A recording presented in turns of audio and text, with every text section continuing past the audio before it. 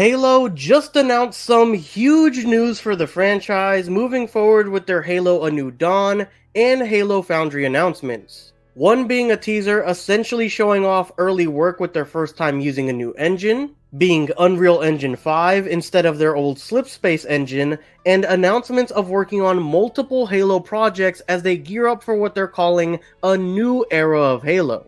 Hell, 343 Industries is even being rebranded from being named after one of the main antagonists of the Halo series to Halo Studios, with what I would call is a weird, questionable logo design choice, but that's neither here nor there.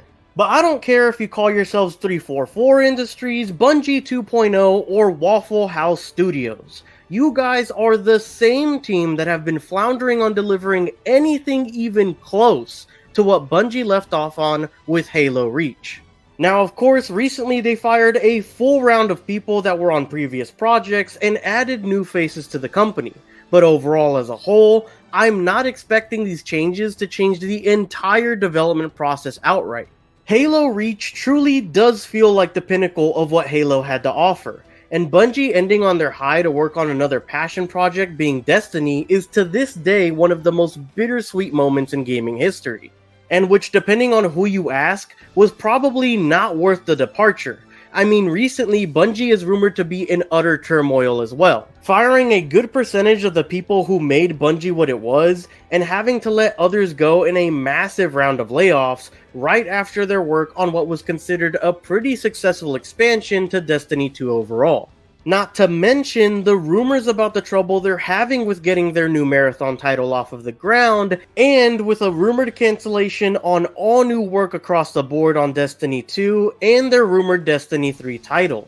Who knows, if Bungie stayed on Halo, maybe we would still be seeing a massive fall off of the Halo franchise, just like we are ever since 343 took over the mantle. Look, I'm not preying on this game's downfall or wishing any ill will on any of the developers. If anything, I want to see this series and 343 Industries, or now Halo Studios, succeed.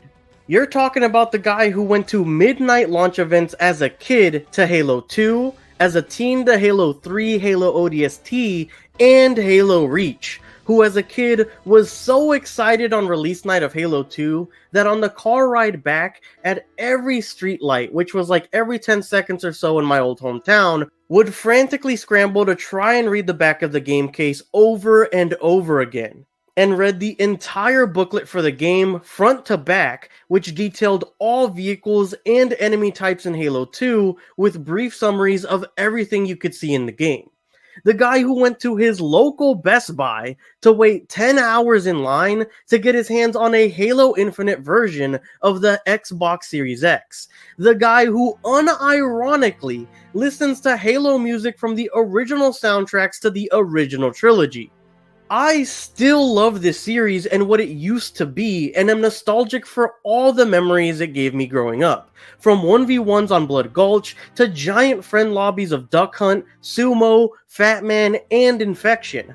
I want this game to bring back all the old fans and usher in a new generation of fans excited to see what's in store for Master Chief and all the characters we've grown to love and know within its universe. But as of right now, I just can't trust that Halo Studios is the team to do that.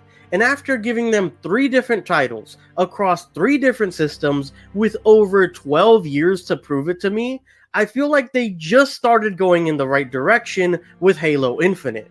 And even then, they let us down with what felt like an early access or beta version of the game, taking them forever to add things like a bigger map pool, levels to progress in multiplayer, and even something that's been a staple in the series being co-op campaign. Don't worry though, they made sure to add egregious monetization of things like armor customization, which used to be completely earnable in games like Halo 3 and Halo Reach. They couldn't focus on bringing all hands on deck for a new map or two, but they made sure to make Steve make 3 color patterns for some games and armor to charge $20 for it. I understand how monetization for games across the board nowadays is just terrible, and one of the first things companies think about is what they can monetize for more money. But this doesn't excuse this terrible behavior for any game doing this, in my opinion.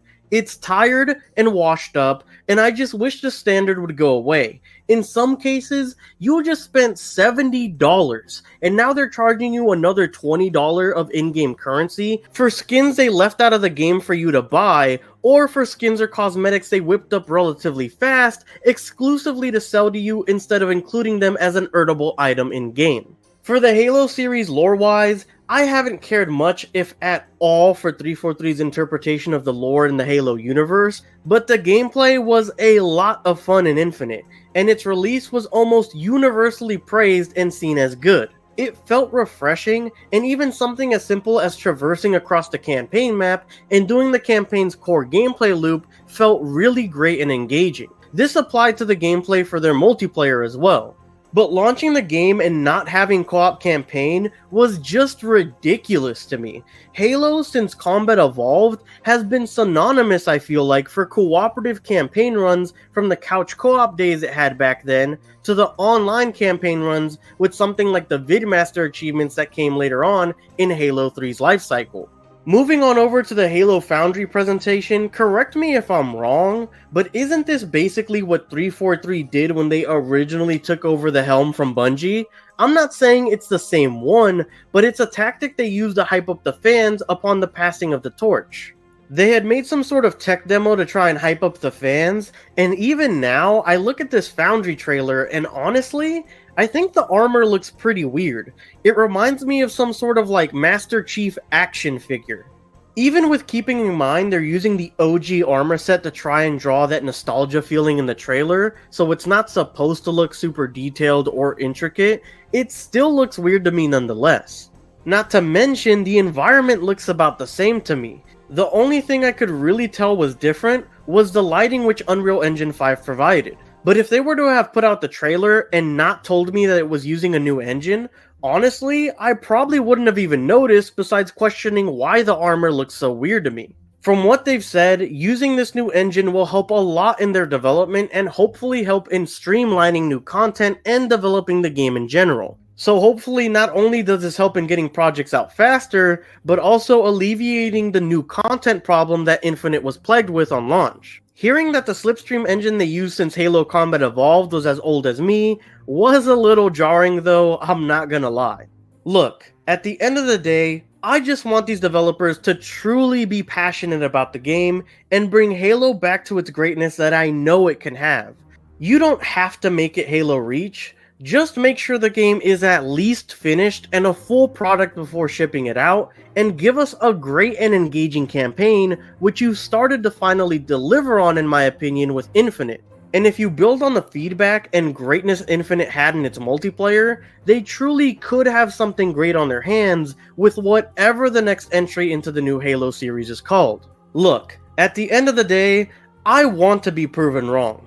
I want to eat my words and say Halo Studios did an amazing job at making Halo great again. But for now, I'm going to cautiously wait for some more information to come out and see what in particular they'll be cooking up with their next entry into the series. I'll just end off this rant by saying, look, don't make a Halo fan a promise if you know you can't keep it. For this video in particular, please, let me know what you guys think about the rebrand and new direction for the series, your thoughts on how 343 has handled Halo so far, and if you're optimistic for Halo's future.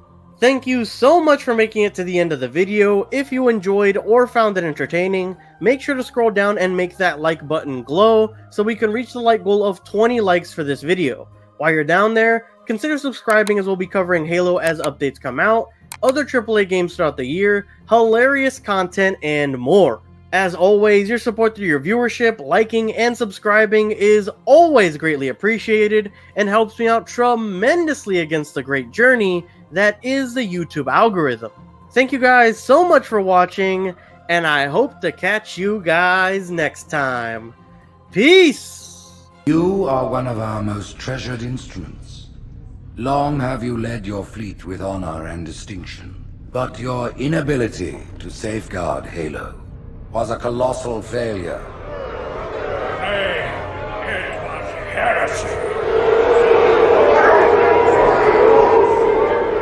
What use am I? I can no longer command ships, lead troops into battle. Not as you are, no, but become the Arbiter. And you shall be set loose against this heresy with our blessing.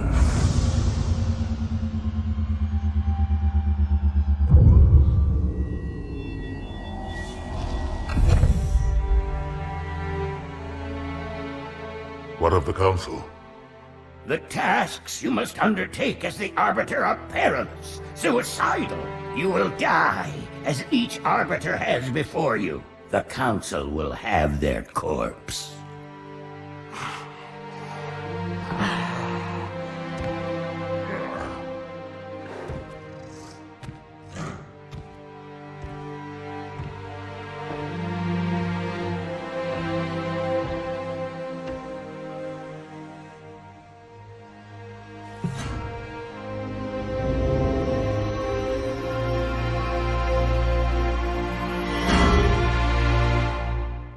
This armor suits you, but it cannot hide that mark. Nothing ever will.